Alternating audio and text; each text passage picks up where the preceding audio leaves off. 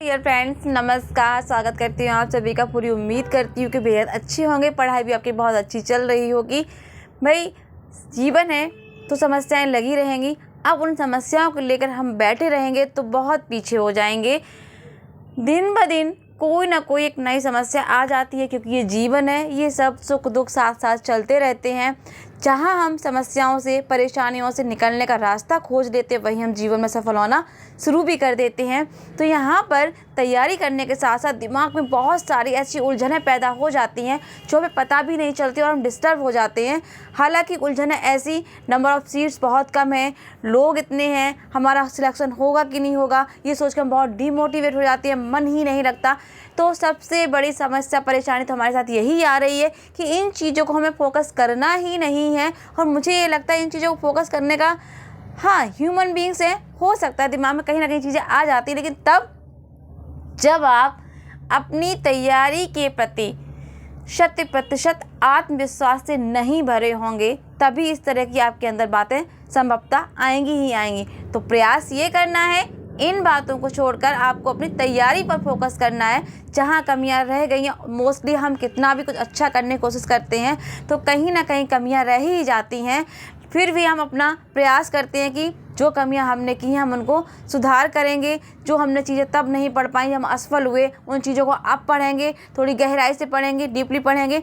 समस्या ये आती है इन अंतिम दिनों की बात मैं ये करूँगी क्योंकि अब टाइम बहुत कम रह गया है। आज मैं वीडियो शूट कर रही हूँ तो आज है 6 मार्च, तो यानी फरवरी भी गई, जनवरी भी गया, मार्च भी लगभग देखते देखते चला ही जाएगा, पता भी नहीं चलेगा। तो आज 6 मार्च सोचा कि मैं केवल अप्रैल और मई को, यानी कि मार्च और अप्रैल और मई के जो 15 दिन है वो मात्र रिवीजन के लिए रह जाएंगे। हालांकि रिवीजन तो अभी भी चल रहा है। तो यहाँ पे रिवीजन की मैं बात करूँ तो चीज़ें याद नहीं होती हैं, बहुत सारी दिक्कत होती है। मेरे साथ भी समस्या है कि इतना सब कुछ एकदम से पढ़ लिया, पढ़ने के बाद हमने देखा कि हमें कुछ याद ही नहीं है। तो यहाँ पे एक काम करना है, तो एक तरीका छोटा सा ये अपनाना है कि जब वो चीज़ें याद नहीं हो रही, दिमाग से बार बार निकल रही, तो मुझे क्या करना है, फिर बार बार उसी चीज़ को पढ़ना भी है। कब? 1-2 दिन का गैप देके। जैसे हम डेली उस चीज़ को पढ़ेंगे तो इरिटेट भी हो जाएंगे और फ्रस्ट्रेट होंगे कि क्या है ये बार बार वही सब। तो जैसे हमने आज काव्य शास्त्र का एक टॉपिक लिया, काव्य लक्षण ले लिया, हमने आज पढ़ लिया, 2 दिन बाद फिर हमने वही काव्य लक्षण को देखा, तो ऐसी चीज़ें आपकी बहुत अच्छे से तैयार भी हो जाएंगी और याद भी रहेंगी।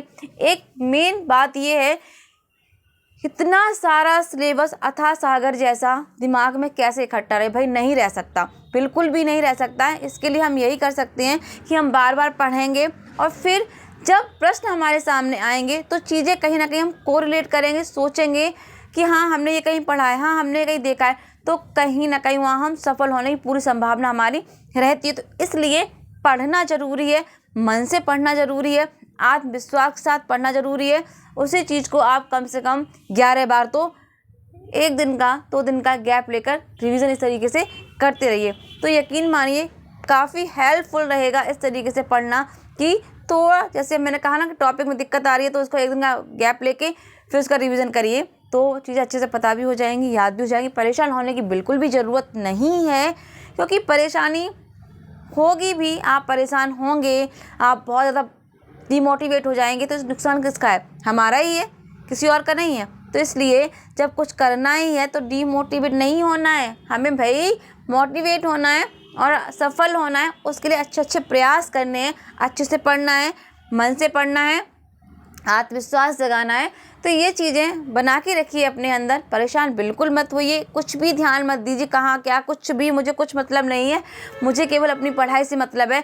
मैं अपना कितना 100% दे पा रही हूँ, दे पा रहा हूँ, इस पर फोकस होना चाहिए, बजाय दुनिया भर की बातों को छोड़ के। तो ये चीज़ इसीलिए कह रही हूँ कि इन सब में पढ़ के हमारा समय बर्बाद होता है, मेंटली डिस्टर्ब हो जाते हैं।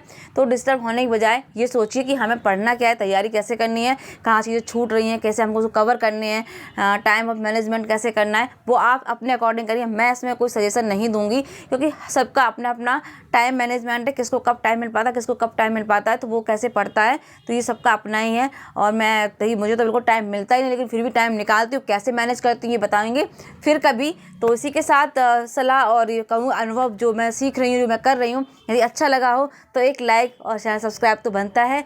और स्वस्थ रहिए आप लोग, ख्याल ज़रूर रखिएगा अपना। स्वस्थ मस्तिष्क में ही स्वस्थ शरीर का निवास होता है, तो मस्तिष्क का रहना स्वस्थ बहुत ज़रूरी है। जब आप यहाँ से स्वस्थ होंगे, ये मेरा मानना है कि जब यहाँ से स्वस्थ होंगे तो फिजिकली अपने आप स्वस्थ हो जाए। इंसान थकता कहाँ से है? मेंटली। जब आपके दिमाग में लगता है कि थकान है, प्रॉब्लम है, मैंने बहुत काम किया, तो फिजिकली अपने आप हम डिमोटिवेट होने लगते हैं। तो इन चीज़ों का ध्यान रखते हुए ख्याल रखिए, स्वस्थ रहिए, मस्त रहिए। वाणी को दूंगी विराम। नमस्कार, जय हिंद, जय भारत।